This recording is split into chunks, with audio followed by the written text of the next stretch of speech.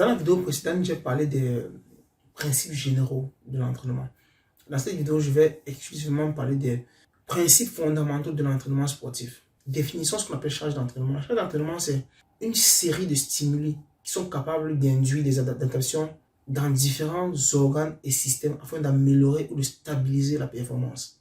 L'entraînement n'a pas toujours pour but simplement d'améliorer la performance. Parce que l'entraînement peut aussi être dans le but de la récupération. L'entraînement peut aussi être défatigant. L'entraînement peut aussi être pour perdre du poids en fait. Dans l'entraînement, il y a un élément qu'on appelle la supercompensation. La supercompensation, c'est très souvent observé chez les athlètes, mais les entraîneurs souvent ne savent pas de quoi il est question. La supercompensation, c'est l'intervalle, la période pendant laquelle la performance est améliorée. C'est la période pendant laquelle, après plusieurs entraînements, on observe que l'amélioration dans la performance, que ce soit durant l'entraînement ou pendant la compétition. Et ça comprend deux éléments très importants, la régulation et l'adaptation. La régulation qui est un ajustement des organes et des systèmes qui se produisent pendant un exercice ou un entraînement. Et l'adaptation qui conduit à une amélioration de la performance et à des modifications morpho-fonctionnelles qui sont stables et qui se produisent après une période de récupération adéquate et qui nécessitent généralement plusieurs jours ou plusieurs semaines. Donc, voilà les deux points qui expliquent la raison pour laquelle on arrive à un stade où il y a une amélioration de la performance que j'ai appelé supercompensation. Passons maintenant aux principes fondamentaux, au but même de la vidéo. Alors, disons qu'il y a, je pense, 7 principes. Le premier principe fondamental de l'entraînement, c'est le principe de la continuité de l'entraînement. Parce qu'il est nécessaire que l'exercice physique soit continu, non seulement pour améliorer les performances, mais aussi pour maintenir la forme qui est atteinte par l'athlète. Car, disons que l'inactivité ou la sédentarité permettent aux capacités motrices de se réduire, de diminuer avec le temps. Il existe donc nombreuses études scientifiques sur des populations sportives sédentaires. Le deuxième principe, le principe de la progressivité. Dans progressivité, on comprend l'augmentation graduelle.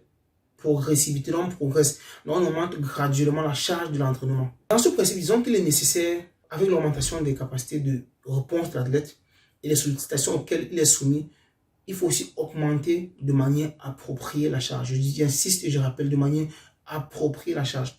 Parce que si la charge est augmentée de façon inappropriée, ça va causer plutôt un problème. Donc, il convient donc de noter que l'augmentation des charges concerne le volume, l'intensité, la densité, la difficulté et même la capacité de l'entraîneur à mélanger au mieux ces composantes durant l'entraînement. Donc, à combiner ces différentes composantes, l'intensité, la densité, la difficulté, le volume, tout cela. Le troisième principe, l'unité entre la charge et la récupération. Et cela doit se faire à court, à moyen et à long terme. Parce que le choix de la charge d'entraînement implique simultanément l'analyse de la récupération. On ne peut pas charger un joueur et ne pas penser immédiatement au type de récupération qui est nécessaire pour qu'il puisse récupérer. Cela est valable à la fois sous forme préventive. Quel entraînement précède? La question qu'on peut se poser, c'est quel entraînement précède? Qu'est-ce qu'il faut faire? Avec quel type de récupération? Quelle activité faire entre-temps? Et tout cela implique aussi une analyse non seulement des données d'entraînement, mais aussi de la vie quotidienne de l'athlète. L'unité entre la charge et la récupération implique aussi, j'insiste, l'analyse non seulement des données d'entraînement, il faut analyser les données d'entraînement de l'athlète, mais aussi la vie quotidienne de l'athlète. Sans oublier aussi qu'il est nécessaire de tenir compte de la variation des temps de récupération qui diffèrent en fonction des types d'entraînement. Parce qu'il y a plusieurs types d'entraînement. J'ai dit que l'entraînement tout à l'heure n'était pas seulement fait pour améliorer la performance. Non, l'entraînement peut aussi être fait dans le but de récupérer. Ces entraînements qui sont faits au lendemain des matchs. L'entraînement poussé est fait pour perdre le poids, en fait. Et donc, ça varie.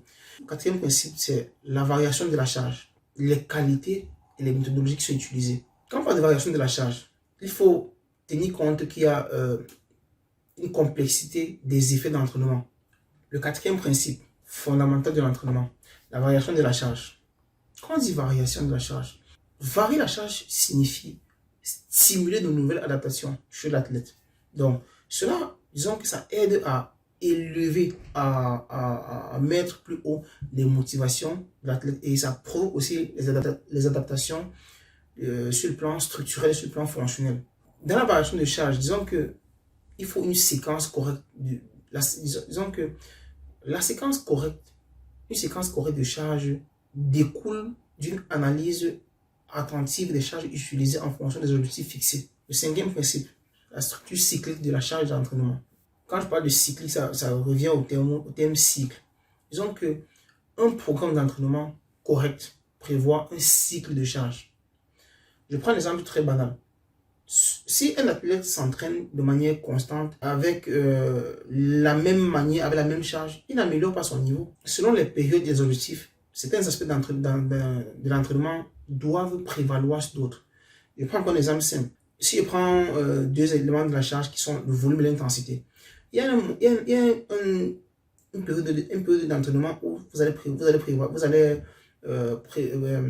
privilégier le volume de la charge d'entraînement au détriment de l'intensité et vice versa. Quand je parle de structure cyclique, il y a trois types de cycles. Les cycles à long terme, qui sont les macrocycles. Les cycles à moyen terme, qui sont les mésocycles. Et les cycles à court terme, qui sont les microcycles. Ce qui passe au sixième principe fondamental, c'est la relation optimale entre la formation générale et spéciale. Cela varie en fonction des phases de la carrière et de la saison. Si je prends un exemple, au début d'une saison, ce qu'on appelle la pré-saison, le plus souvent on fait, quand je parle de formation générale, ça veut dire l'entraînement est d'ordre général. On fait une préparation physique. Donc on prépare les athlètes à affronter toute la saison. Sur le plan athlétique, sur le plan physiologique, sur le plan psychologique. Maintenant, le dernier principe, le septième, l'individuation ou l'adéquation de la charge d'entraînement, bien sûr. Je peux pas dire individuation, donc disons qu'en fonction de l'âge, du sexe, des caractéristiques anthropométriques et d'autres facteurs individuels.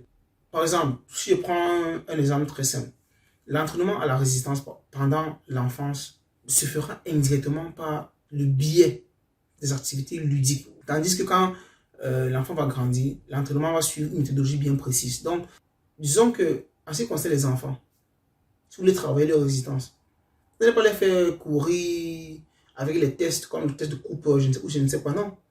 Vous allez organiser des activités ludiques. Ludique, ça veut dire les activités qui sont divertissantes. Les activités où l'enfant va prendre du plaisir. Vous allez entraîner la résistance chez lui à travers les tests les méthodologies bien précises.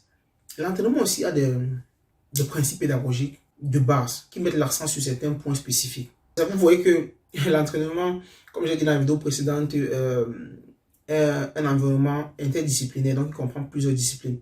Là maintenant, on parle des principes pédagogiques de base qui sont importants dans l'entraînement et qui touchent certains points, comme la priorité au développement complet de la personnalité avant celui de la performance. Pour moi, c'est le principe de base. D'abord l'homme, ensuite l'athlète. Développement d'abord de l'homme, ensuite de l'athlète. C'est pour ça que dans les catégories inférieures, les éducateurs ne comprennent pas qu'ils sont en fait éducateurs. Ce n'est pas un hasard si on parle du terme éducateur. Non, on doit éduquer les enfants d'abord comme personne et ensuite comme athlète. Deuxième point, le maintien et la protection de la santé. Ça comprend la lutte contre le dopage, tout type de dopage. Troisième point, l'entraînement qui est centré sur les besoins et les intérêts des athlètes. Disons que les principes pédagogiques comprennent également la prise de conscience au processus de formation, des étapes de programmation, des difficultés, des résultats positifs. L'adaptabilité par rapport à l'âge, au sexe, au développement moteur et biologique. La sensibilité immédiate aux sensations et perceptions.